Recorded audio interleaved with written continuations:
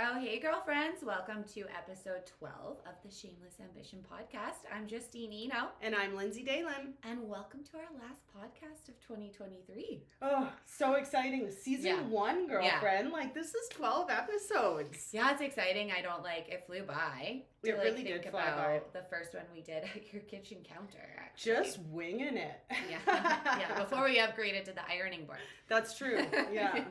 But yeah, I remember hitting record that first day and we were just like, I don't know, we'll just see how it goes. And if it's bad, we won't share it. It's all good. And we did like the coolest happy dance after it was totally done. Yeah, and we fun. Didn't even watch it back. Like, we were just like, you know what, that felt so good. Yeah. And we had such a great time doing it that we're like, well, obviously we need to do this again. Yeah, and then it was just a weekly thing. So. Just released it into the world and just let people decide whether or not they like it. And thankfully, we've had some really wonderful listeners so far. And we just have received so many kind comments in this journey. And it's been so cool. Yeah, I wanted to, we're going to answer some listener questions today, but I did want to allude to a post I made on Friday, I think, about our podcast last week.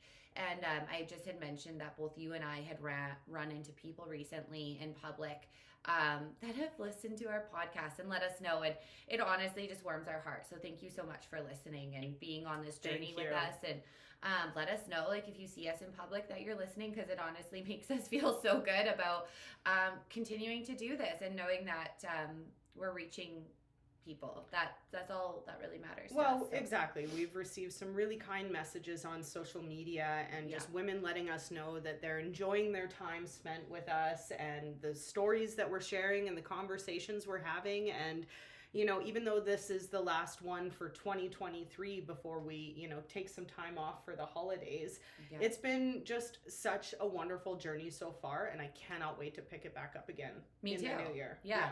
I'm already thinking if we should do one when I'm in Mexico. That would be super fun. Just join me in Mexico. Totally. Because that I'm would be super fun. Be pregnant, not intoxicated, making dumb mistakes. So well, I'd have to just sit on the beach with you guys and get out my best beach attire and mix a margarita and play the part for the afternoon. Yeah, exactly. Wouldn't be the first time. No. But yeah, we're excited to start 2024 with you. But we do have some questions that a few of our listeners reached out and asked us because we put it out on social media. So I'm just gonna bear with me, have my phone, because that's where our questions are. So I'm going to throw the first one to you to just open with. How do you step out of fear of judgment and allow yourself to be vulnerable? How do I step out of fear of judgment and allow myself to be vulnerable? This comes with time, I believe, and a constant conversation with myself that is continually reminding myself to be brave, have confidence, seize the moment. When there's an opportunity in front of me, I just refuse to let myself talk myself out of it. And I know going into it that I'm gonna have to be vulnerable. And I've learned from experience that the more vulnerable I am, the more authentic I am, and the better it feels, and the better my energy comes across to people. And so I've just learned to lean into trusting myself and just knowing that if I just be present, be my best version of myself, be authentic, it takes the fear away. Yeah, my answer is the same, actually. Awesome. We got this question last night, so obviously I've had some time to ponder my answer. But it's honestly, it comes down to authenticity for me. And that's not people viewing you being authentic. It's you being authentic with yourself. So if you're really good with who you are, you believe that your morals and your ethics and everything you stand for is good and you believe in it wholeheartedly, there's nothing you're going to do except for put yourself out there in your most authentic way. And that judgment goes away because you're just so confident in your pillars. Essentially, of whether all the things that kind of make you who you are.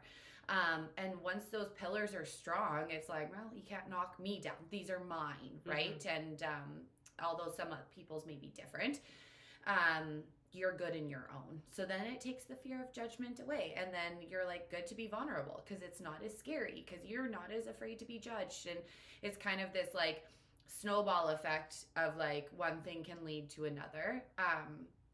With that being said, though, we're human. So anytime I'll use the women's luncheon, for example, that we got generously asked to do last minute. Like we were so grateful to do it. There was fear.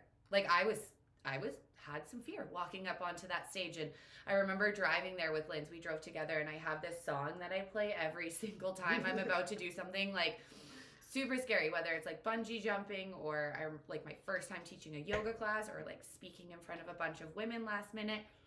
And it's called Fight the Fear. And it's literally just like overcoming fear. And I think that everyone has fear, but I use it. I think there's a few acronyms for fear, but I say, what is it?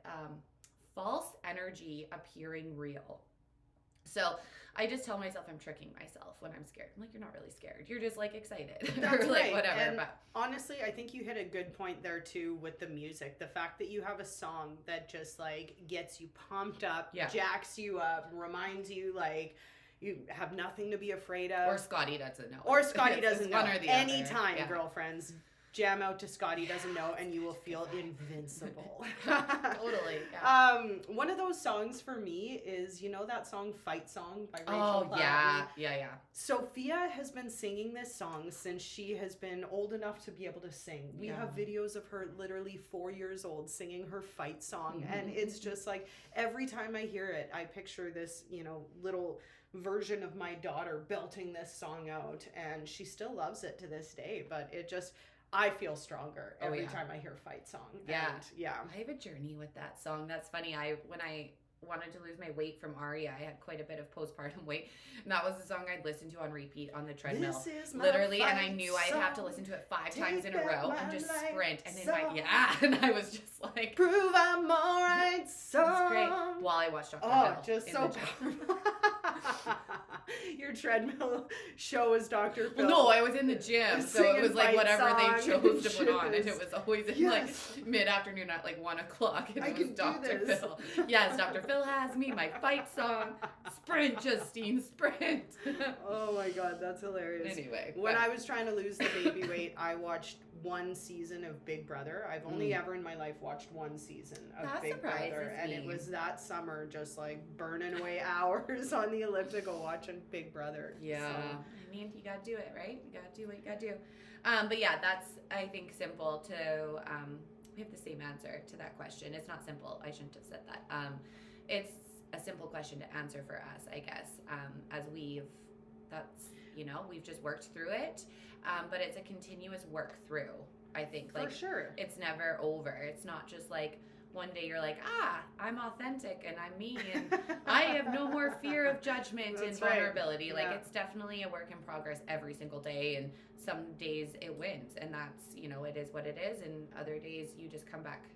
Well, and to be honest, like this past year, 2023, proved to be a huge year for both of us, learning to work through some big feelings around fear and vulnerability and stepping out of our comfort zones. And I feel like we just did a ton of it this year. Mm-hmm. And so we're just honestly at a place where it's like we've just put ourselves out there so many times that the more you do it, the more comfortable you become with it. The easier it gets. Exactly. Honestly. It's like the easier it gets. It still always has some fear to it and some nervousness. Like one of my yoga teachers who is my mentor, she said to me once, Justine, if you don't get nervous while you walk into that classroom, you don't care anymore. And so I was like, oh, that's great, because I'm nervous because I want it to go well, because I care, right? So there always is a level of nerve or whatever going into something, but the more you do it, the more you have the confidence that either way, how it goes, you'll be okay.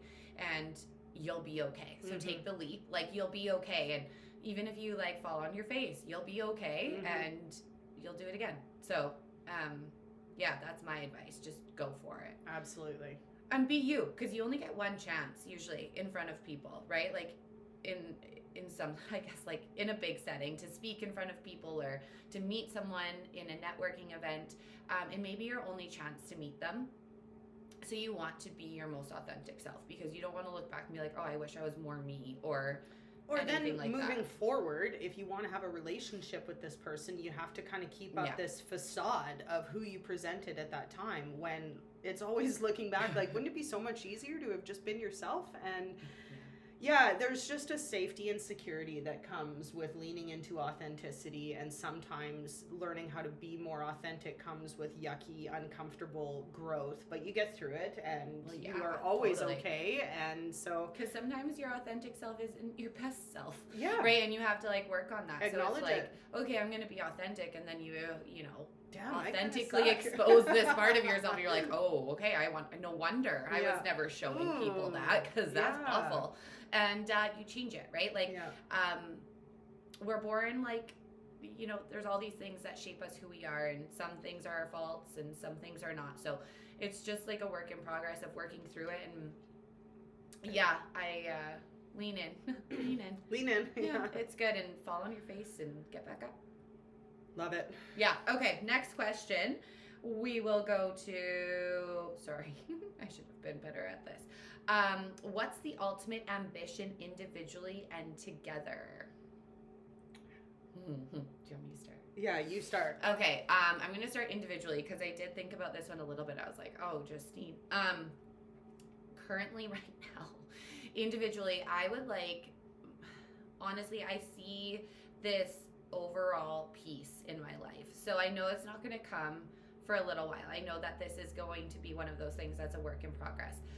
But I see really good, and I'll use Angela's word here, but I see flow in my life. And I see that with the kids and their lives. You know, as Ari is getting older, Aspen's still itty bitty, but, you know, she has after school activities. So I see, like, you know, the flow of that, but I see the flow of Shameless, and I see the flow of my marriage, and just all of these things.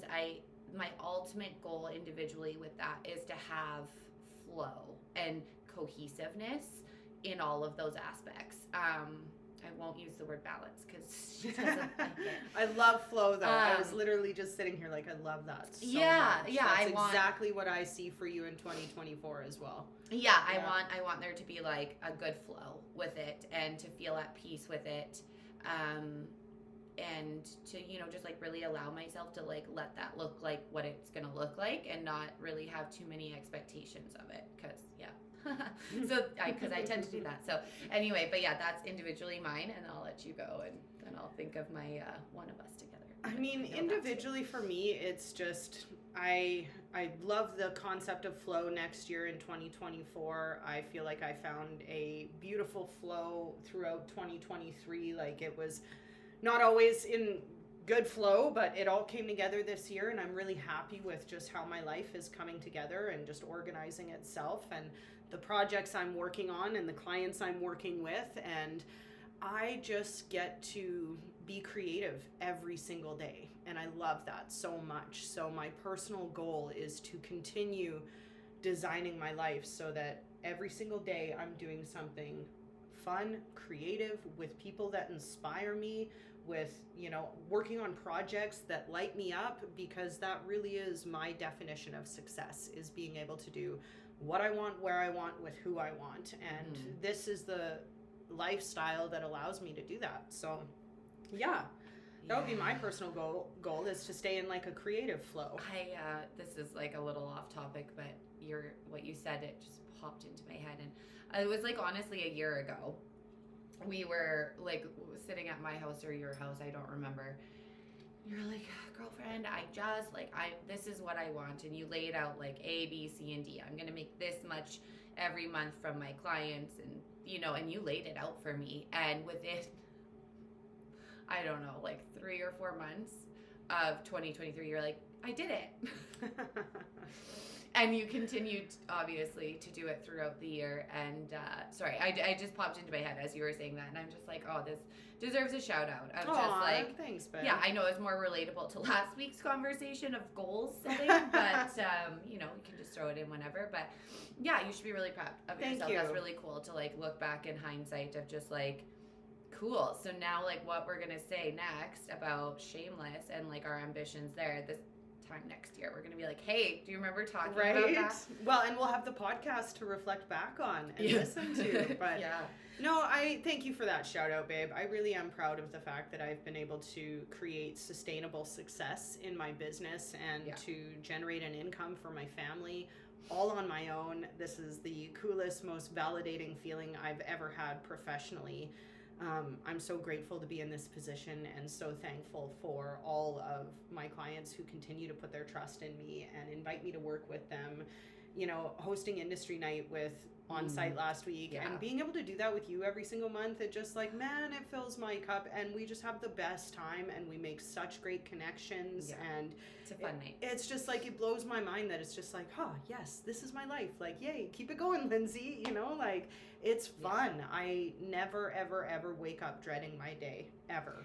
And you know, this may be controversial to say, so, but I mean, be vulnerable. Just Lay it on I'll me. put myself out there. I think that you said something. You were able to earn an income for your family, and I think that speaking for most women in a heterosexual relationship, the male partner is usually makes more money than the female, right? Statistically. And we have lots of stay-at-home moms I'm technically a stay-at-home mom as well. So shout out to stay-at-home moms. But there's power, I think, in us women being able to earn our own income. There's some like really good confidence in there to know that, like, with or without your partner, you could do it by yourself. You're able to take care of yourself. You're able to do those things. I think that it offers a lot of confidence, and I think then in turn will strengthen your relationship because you don't have necessarily that like reliance and then build resentment and yada yada yada. But I said it might be controversial. You might disagree with me, ladies, actually, and that's okay. I would love to add to that because I have, some thoughts. In 17 years with Mike, we've been married for 12. When we got engaged, we instantly joined everything. All of our bank accounts. We bought our first house together. We're like 3 months dating because I was broke, and I was like, I need money. And he's like, here's my bank account. And I mean, like, Mike and I always both worked, but we were building a life together, and we knew we wanted to be together and raise our family together. And it was never his responsibility or my responsibility. It was our responsibility. And I'm so thankful that we set up our life that way, because as much as I have almost always had an income, there have been times where I haven't, or I've had to take time off, like when Maisie was diagnosed with diabetes, and it was just a whirlwind of a time where, like, I just couldn't work that much. And I was never stressed because I had my partner. Mike and I are a partnership, and we pick up the balance for each other when we need to. And so as much as it is super important to me to be able to earn my own income, I'm very, very grateful to be in the position to have a partner who can, pick it up when maybe I had to take some time to figure out how to make that income. Totally. Yeah. And so it's just, I couldn't agree more. There's so much power in the fact that I know how to earn an income for myself, and the fact that I have, sales skills, people skills, communication skills, ambition. These are all things that have led to me being able to do that for myself. And the more I work on them, the better my income gets. So imagine that. Exactly. Weird, hey? Then the second part, I guess, of that question was to where we see ourselves with Shameless Ambition in the future. Yeah, we are having such big conversations about that these days. And I mean, at this point in 2023, I don't want to give away too much, because we are having large chats and making big plans, and we are really excited about exactly what the future holds for this brand and the things that we want to do with it. But it's, I ultimately end goal, and I put no time frame on this, so we could be like 80 and reach this goal together. Just some old Betty Whites. Yeah. But if I could have all my dreams come true with Shameless Ambition, I would see us speak on a world stage together. Absolutely. That would be like the pinnacle. I would be like, okay, this is on stage with Tony Robbins, or like a TEDx, or just something of like that magnitude. I think that eventually, if we work hard enough, we'll get there. But that ultimate that would be my like ultimate ambition with Could you just Shameless imagine Ambition. an auditorium of girlfriends, just like 10,000 of them, so pumped to share each other's energy and build each other up and support each other and talk about their dreams and connect and create and vibe. Vibe. It would be such a vibe. Yeah. Such a vibe. Yeah. So that's what came to my mind when that question popped into my head. And then obviously being on the challenge together. Yeah. Absolutely, because definitely end goal. Exactly. Or now goal. Well, exactly. No, like a baby has to come. Well, also like smaller goals could be that maybe we could have one of the challenge competitors on the podcast. Yeah, like if we could get Tori on the podcast. No doubt. Do you know she just got named as like one of the most influential women in reality TV? Yeah, I did see that because she's such a boss and just handles herself with so much integrity, and she's so strong. Speaking of, did you watch the challenge episode this week? No, I haven't yet. Yeah, my girl crush is on it. Ah, yay! I do have a Tyler knows. It's fine. Well, Casey, I do know your girl crush, so that's all cool, good though, because I love Casey and Nani, so that's all good. Like I'm like they're the perfect. Well, I mean, maybe we could get Casey or Nani on the podcast. Like we got to start putting those vibes out there and just start tagging them and stuff. Like Jordan, anyway. I mean, we're dudes, but it's fine. All the challenge competitors. So why don't we just take over the Mrs. spot and host the next reunion? There you go. That's right. Done. Exactly. We'll do it for free. MTV, we got you. Yeah, no we'll problem. Do it for free. Exactly. Saving money in that budget. Anyway. So. Okay, next question. This was our fun podcast where we're answering questions and we're just freestyling. It's the holidays, girlfriends. So. We're just kind of winging it today. Yes. Okay, how do you make yourself a priority in your schedule? It's easy to put it in, but to keep it in there and not adjust. Do you want to go or do you want me to go? Yeah, I'm not very good at this though. Yes, you are. You're one of the most punctual, reliable people that I know. If you say you're going to be somewhere, you're there. Yeah. You very rarely cancel. Well, okay, so I do have to admit this the pregnancy brain fog has been unreal. So I almost had to text you this weekend and be like, hey, do you remember at Industry Night I was talking to you about a meeting on Monday? Who was it with? Because I'm like, I remember I had like a meeting, but it's gone. So yeah, I'm having a little bit struggling currently, but that's just hormones, I think. But I'm really regimented with scheduling myself. Mm-hmm. So I like every day, even if it's a lazy day at home, I have like a to-do list and I stay on that. I was raised definitely 15 minutes is on time. 15 minutes early is on time. Yeah, me too. And anything less than that is late. So that's just been ingrained in me. However, I have discovered since becoming a mom, I like to maybe make that like 5 minutes early. Just because some, like the diaper. You don't want to sit there with the baby either. Or you're just like almost out the door and then Aspen poops. And then I'm like, okay, just kidding. We're going back in. So yeah, but time for myself, I struggle with a little bit. I know we've talked about this on the podcast before, and I even experienced it yesterday. Like I got all my chores done and I could move on to Christmas cards or have a nap. And I actually did have a nap yesterday. It was an hour in the evening, so that was good. But that was me choosing myself and just knowing that it was okay to not do the Christmas cards. Like it was okay.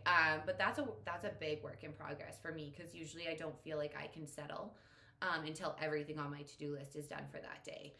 So yeah, I mean, I'm pretty similar in scheduling as far as I'm always looking ahead in my calendar. I don't commit to things until I consult my calendar and have a moment to consider the fact of like, do I really want to do that? Yeah. And that is something that I ask myself often. Do I really want to do that? Do I really need to be there? Is that activity really going to help support the kind of life that I'm trying to create and the kind of woman that I want to be? Because it can be so easy to just get sucked into stuff and then you find yourself just busy for no reason and you don't want to be busy and it doesn't feel good to have to cancel or to just be a flaky person. So I just really, really ask myself, do I really want to do that? And then if I do, I put it in my calendar and I make my calendar a priority. And it's not just the personal things, it's all the things. It's the kid things, it's the errands, it's the friends, it's the family.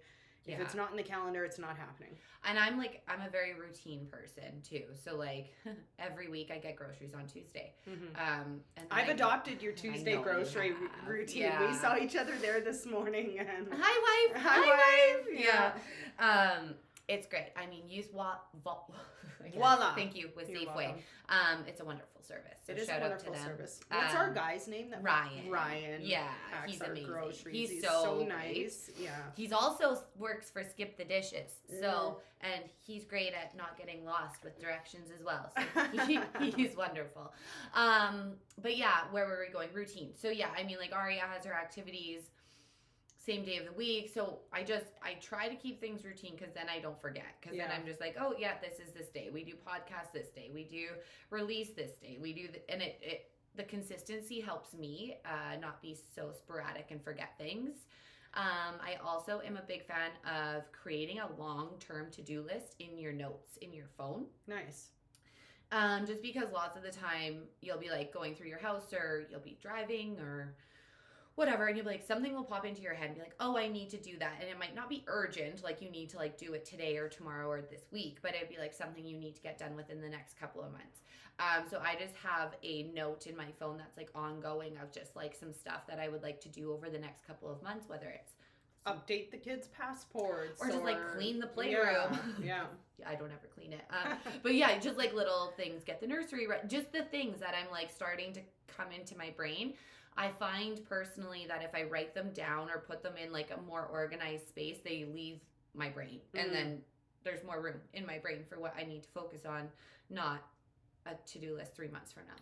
Yeah, I definitely have notes on notes and lists on lists for sure. I feel like a lot of my chaos management just kind of lives in my brain though, and it's just like, okay, go. Like, just get up every day and just go. Yeah. But I do know for a fact that prioritizing what's important to me is how I make shit happen in my life. Like the podcast, super important to us. Yeah. So we put it in the schedule as a recurring weekly activity. Every single Tuesday we record this. I know we're saying happy Friday because we release it on Fridays, but it's we're deliberate and intentional with the fact that these things are important to us. Well, and we even are so deliberate and intentional that we record the podcast on Tuesdays and release them on Fridays. In case we couldn't make a Tuesday, we would still have the Wednesday or Thursday to make it up. Exactly. Like we're prepared. We're here for you, girlfriends. That's we're here. Right. Like we're not gonna bail. skipping a beat. So. You'll know if we're taking a break. Our little holiday break here, but we're coming back strong. Yeah. So, and like I think we were both raised with like the need to always show up. Yeah, I need to grab some Kleenex. BRB, because I'm leaking. You keep talking. I'm just grabbing a Kleenex. I'm leaking. Well, it's just the need to show up for sure, and the chance to seize the day and use the opportunities ahead of us in a way that feels good for us and that allows us to enjoy every day. Because I know growing up, that was definitely the mentality that I was raised with, that life is short, enjoy every day. And I just can't imagine not being deliberate with my time and not using every opportunity in front of me to take the most out of life. And so much of that just comes down to prioritizing, deciding what's important, and then showing up for it. Yeah. No, I was listening. Yeah. And that's a wrap. Yes. No, prioritizing is super important. Obviously, I definitely agree. So, yeah, just making sure that you're on top of things. And my recommendation there and answer to your question is lists that work for me. Lists, yeah. But that's a me thing. I've done lists forever. So. My answer is say no all the time. Yeah. Use it as a power word. Never be afraid of it. Yeah. It's a sentence, complete sentence. It is. It is. Yeah. And you don't, anything you feel like this is valid. So when someone asks you to do something that's like weeks from now in the moment, if you're like, I don't know if I'm going to want to, say no. Exactly. Because in a couple of weeks, you're definitely not going to want to. Exactly. So unless in that moment you're like, yes, I want to do that, don't do it. And just be like authentic and be like, sorry, like I just don't think I'm going to have the, the time or the energy, or it just doesn't work with my schedule this month. Whatever it may be as honest as you can be. You don't need to be rude about it and be like, no, I don't want to come. But just be honest. Just say like, I'm not, really feeling energy this month. Like, Yeah. I don't have the energy this month to show up. I don't have the space for that. Yeah. So, schedule, life, brain, heart, whatever. Yeah. I don't have the space for that. Yeah. Yeah. Yeah. Okay. And the last question we have, what has been the biggest obstacle for you ladies personally and in your careers? Ooh. Dun, dun. Dun, dun, dun. Individual, well, no. Yeah, individually. Not together. We'll answer that one. Yeah, okay. So for me, it was a loss of identity. And I don't know if your answer is going to be the same, but mine was after I had Aria. And I think most new moms go through the switch of like, you're a mom for a while. And then you're like, who am I now that I'm a mom? Like, because you're not the same person you were before you were a mom. You're a completely different person. So you have to rediscover who you are as a person and a mom together, you know, what that looks like. And I went through, like, I also had something come up personally in life through that time that was a little bit traumatizing and brought some stuff back. And so I was working through a lot in that period, and it was hard. I didn't know who I was. I didn't know who I wanted to be. I didn't know, I was really lost as a person. And for me, it was my yoga journey that helped me to just like figure out who I wanted to be as a person, the morals, the ethics I wanted to carry with me, how I wanted to leave people, the light I wanted to exude out towards people. And I discovered my own light. I didn't know I had one before. And that all just made me so much more comfortable in being myself. So I think that it was probably a 2 or 3 year journey to go through that and really ebb and flow. And lots of mistakes were made along the way. My marriage went through it. Like, I mean, there's lots of things, right? That it was really hard, but coming out the other side of it, I can truly say I am very happy with who I am as a person and where I'm at now. Right. So, yeah, that's individually. I think for me, one of the hardest obstacles to overcome was, this is going to be kind of shocking to some people, but my relationship with alcohol. Throughout the years, I grew up drinking a lot. Like, as soon as I turned 18 and could hit the bars, I started partying. And you worked in them. I worked in the bars. Like, it's just the Yeah. culture that I grew up in and surrounded myself with. And I never realized how badly my personality was affected by alcohol until just over the last few years, to be honest. Like, I always thought I was pretty good at drinking and I was fun to be around, but then there'd be those few just like dark horse wild nights that just felt terrible and just not even a remote reflection of the kind of person that I want to be. And so I really had to learn how to reshape my relationship with alcohol over the last few years. Yeah. And it was going through my own identity crisis that helped me identify that was kind of such a crux in my life, and it wasn't doing me any favors. And the specific culprit was wine. As soon as I could drink wine, I started drinking wine, and it just like turned me into such a jerk. Like, I would say mean things and just not be a cool version of myself. And so almost 2 years ago now, I just gave it up. I stopped drinking wine, and there have been lots of times where I'm like, oh, I wish I could just have a glass with my girlfriends, but I'll have a beer instead. I'll have a cider instead, because I know that that's what I can handle if I want to partake. And I've watched a lot of women really change their relationships with alcohol over the years. You know, my best friends included. I've watched them completely give it up for a long time, for a few months, change their relationships. Yeah. And I think that that's something that I would really love to share on this podcast, is that if you are struggling with your relationship with alcohol, it is such a productive thing to do, to take a step back from it and reevaluate your relationship with it. Mm-hmm. You will come out healthier and happier. And if you do decide to participate in drinking again, you will be able to do so in a way that, you know, you never wake up the next day feeling like you have to apologize, the shame hangover, or like, what did I say last night? What did I do? And I think that, when I was struggling with drinking too much wine because I was using it as a coping mechanism, and I was going through my own identity crisis a few years ago, that was a wild, wild, wild time in the life. It was just like, oh man, that was a brutal thing to have to go through. But Yeah. I definitely came out stronger, and I agree. I really love who I am today, and I'm proud of who I am today. And I really am just working on being a better version of myself every single day. And so that comes with hard conversations. Bless you. Thank you. 'Tis the season. But yeah, I agree.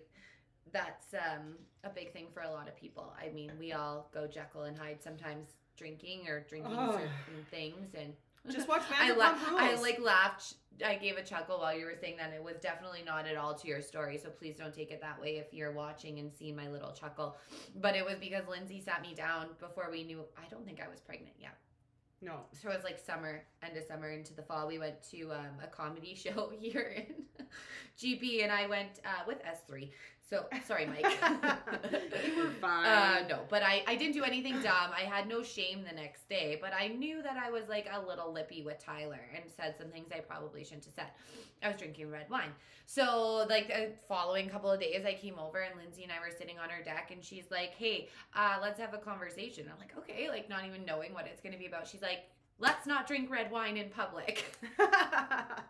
And I'm like, okay. And she was actually really relieved because I took it super well. I know it's not the first time I've heard this of like, you handled it super well, and Yeah. it was just like one of those times where it's like, obviously we've had lots of different experiences together where we've had beverages, and yeah. I don't think I'd really been around you all that much drinking red wine, and it was just like And she doesn't want to be. That's, I think, not the point in of the public, story, yeah. not in public. You're a fun drunk all the time, girlfriend. No. But no, I just feel like I've learned so many lessons about how to conduct myself in front of people and in public, and there are certain things that serve me and certain things that don't serve me. And Yeah. everybody kind of seems to have their one thing with alcohol, whether it's like they can't drink tequila, they can't drink vodka, Totally. they can't drink rye or whiskey or whatever the case may be. Like and wine is mine. And it's just like, man, since I booted that girlfriend out of the house, I feel 1,000,000% better. And I'm just like having way more fun. Yeah, I mean, like, I'll just do full disclosure here. So my favorite would be,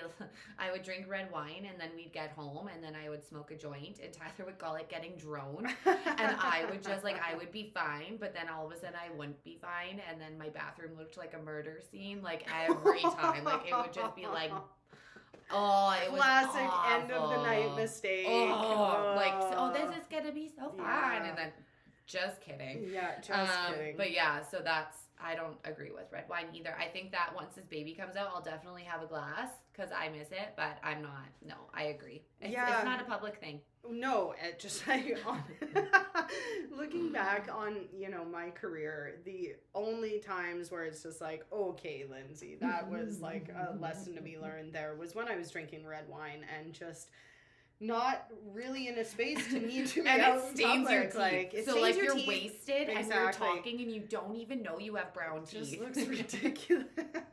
Like, oh yeah. So anyway, that's our lesson for 2023 if there is one. But no. Yeah, just I kidding. mean, there's been lots of challenges to overcome in life, and like that was just one major personal challenge for me. But Yeah. I'd like to mention one more because Yeah, I of don't course. often talk about it, but just being the mother of a type 1 diabetic is so much more full-time and full-on than I think, I let people know. And it is a massive challenge, and it's exhausting when the most obnoxious words you can possibly hear are, "Mom, can I have a snack?" Because if I could feed Maisie all the time, Or if she I could just would. eat. Or if she could just eat, I would just let her eat. Yeah. But that is just not the case for us. And it's just full time. Like having to run my daughter's body full time is just like, it is a major challenge in our life, but one that I think we need to shine a little bit more of a light on for any other families that are going through it and that are experiencing life as a caregiver to a type 1 diabetic. It really is something that, well, you know what it's like. You had my kids for a week while we were in LA. Like it's just, But it blew my family's mind. My family came up and visited for a few of those days, and they were just like mind blown. And I mean, I think I've been around you so much now that I was used to it. But even having Maisie for, I think it was 6 nights, I was like, okay. Like you just learn more, right? It's like, I guess I don't even know how to explain it. for like someone who went, it's like a newborn. Yeah, it is. Honestly, all because the like time. when we had them, Ty had Aspen. He was on Aspen duty through the night if she woke up, and I was on Maisie duty. Because her alarm goes off and you have to go in and give her what she needs. And it's sometimes 2-3 times a night.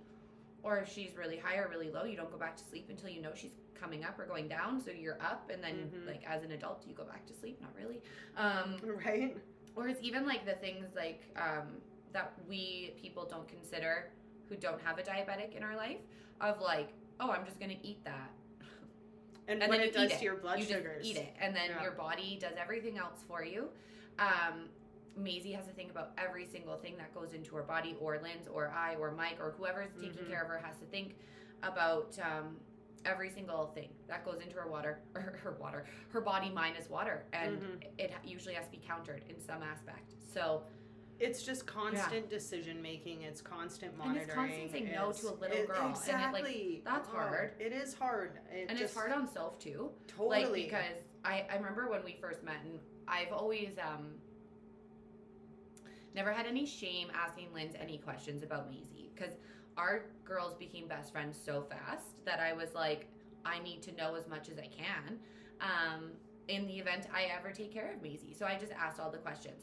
And I remember asking you one day, I'm like, so what do you guys do if you get Slurpees? And Lynn's is like, well, we just don't get Slurpees. And I'm like, oh, okay. So, but there are things that like not only Maisie has to miss out on, Sophia has to miss out on too, right? Like there's a huge picture of it where it affects everybody as a whole, right? And it's just a whole other level to your life. I do try and compensate with Sophia a little bit when it's just in her private and I, time, and it's just like, okay, girlfriend, and she knows, like, don't come home and rub it in Maisie's face. Don't come home with a Slurpee cup and all the 5-cent candies. Exactly. Yeah. No, but it's just like having 50% of my household be diabetic is an ongoing challenge that will just never go away. And so that's something that I just lean into. I acknowledge that this is just our life, and I'm okay with it, and I think about it nonstop. It's muscle memory to us in our household, but there are a lot of families that really struggle. There are a lot of families that don't have access to the diabetic supplies or support that they need. The cost of diabetic supplies is outrageous if you don't have coverage for them, and a lot of people, some people can't even afford coverage. That's like, I guess, like the full wheel of thing, because like lots of people are like, well, if I could get coverage I would, and you're like, yeah, some people don't have, like, you know, the 1 to 300 or however much your policy might be, right? But it's usually around $100 at least for a family a month to like come out of their bank account, right? Like, it's so, I don't know. I feel so bad. It's wild. Like, it's a bad system. If Mike and I didn't have coverage, we would be on the hook for thousands of dollars every single month just to keep him and Maisie alive. It's a wild journey, and it is something that I would like to share more about in 2024, because we've just been doing it for so long. It's just part of our family that, like, there's so many other things to talk about in business and in life and in this, you know, building a community of women, that I don't share enough about this journey of this challenge of being a mom to a type 1 diabetic. And and like she's not sick, like she's healthy, but she does get sick a lot more, or have to come home from school more often because she's low or high or not feeling well, and like you have to juggle that with your meetings and work and like the things you had planned in a day. Like sometimes you have to throw them all out the window because you're like, oh, I have to go get a kid, you know? So there's lots of layers that's just to it. She's a healthy kid, but she's super healthy. Type 1 diabetes is a critical illness, and for any other mother out there dealing with a critical illness, it is never ending, whether it's type 1 diabetes or not. When you have a sick kid in your house, it's a huge weight, and a club that nobody ever wants to be a part of. And so if this is something that I can share some coping techniques, or just some honest conversation around, or just some real raw vulnerability about what it's like, that's definitely something I want to carry forward into 2024, because I know that I could certainly stand to gain from a little bit more just awareness and support in this journey. Because I said to Mike the other day, I was having a bit of a breakdown, that I don't talk about it enough, and it is heavy sometimes. And how are people supposed to know if they don't know?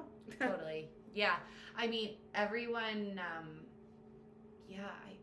it's tough, right? We all have our own journeys, and I think that's why it's so important to share, because you don't know always, right? Like what someone's going through, or someone you can relate to that you didn't know you could relate to, or understanding someone's journey just like a little bit more, right? So Tyler always says, like, you wake up with 2 legs and 2 arms, we're winning, right? Because that's right. There's, I don't even know, he knows the stat, but a certain amount of people that don't have arms or legs, and they still wake up every day, right? You know, so it's just like, okay, we're good, like let's move on. But the reality of it is that we may have 2 arms and 2 legs, but we still have our challenges in the day, and they're allowed to be challenges, and they're allowed to be hard, and